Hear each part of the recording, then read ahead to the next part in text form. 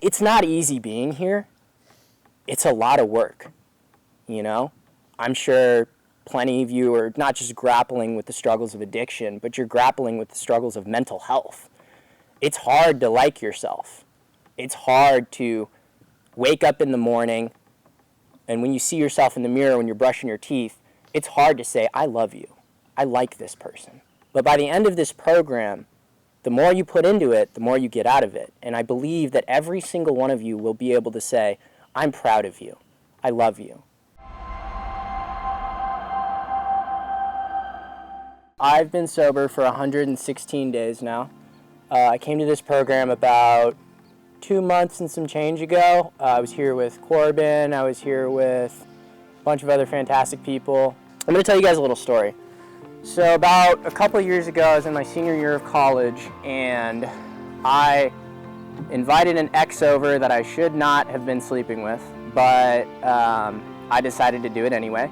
We went to Safeway, we got a handle and a 30-pack of 805s, and just drank throughout the night. She fell asleep and I kept drinking. I woke up in the morning and I basically had a seizure on the ground.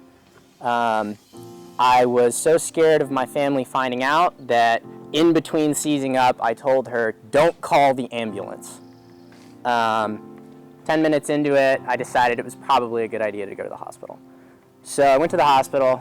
My mom was on a trip in Paris and flew home early to pick me out of the hospital. And I felt so terrible. But it was my birthday next week. And my friend said, hey, we're gonna throw you a party.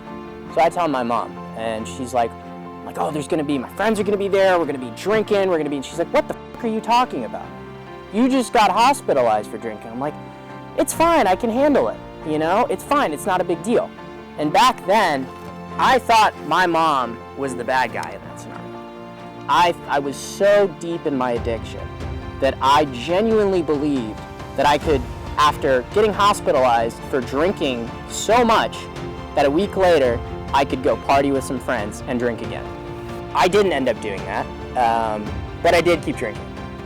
I drank for a couple more years and had some more instances like that, you know, waking up in the garage, just absolutely sloshed at like 2 p.m., 2 a.m., whatever. It didn't matter what time it was. I was drunk. One day, my parents came home from a trip and I was non-responsive in the garage. They tried to sit me up, they tried to talk to me, but from what they told me, I would just stare forwards and just look around.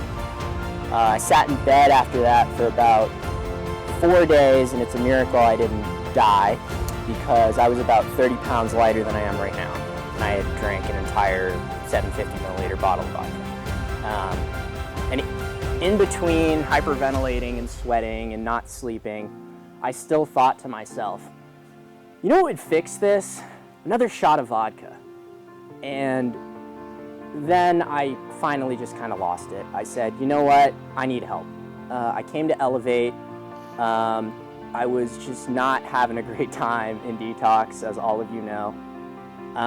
And I worked the program. I'm currently out in an SLE. I've been out for a couple months. And I have a relationship with my family. My mom is proud of me. My dad is proud of me. I just landed a job in an engineering lab. I'm proud of myself. I like who I am. And I know that if I pick that bottle up again, that all goes away.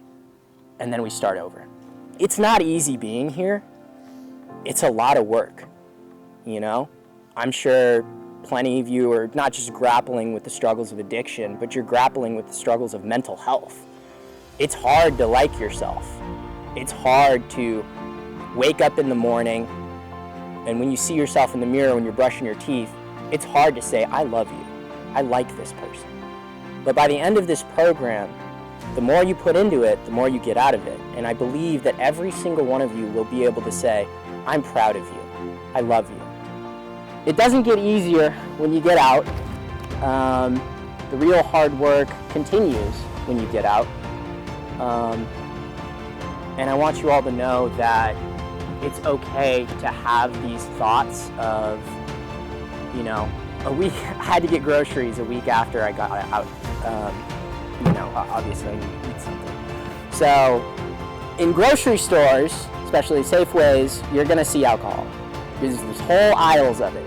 This is all going to happen to every single one of you. You are going to pass that aisle. And you're going to maybe have a thought, well, maybe I can just have one. And having that thought is okay.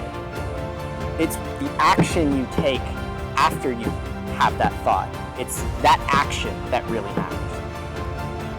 I had that thought about a week ago, but I can't do it. I know I can't, because I cannot start over. I can't lose everything that I've worked for to get to this point. You know, it's an honor and a blessing to be able to come back here and to speak with all of you. I only see a few faces that I remember, but I wish I could get to know every one of you, because I'm sure you're all fantastic people and you guys have bright futures ahead of you. Thank you so much for your time.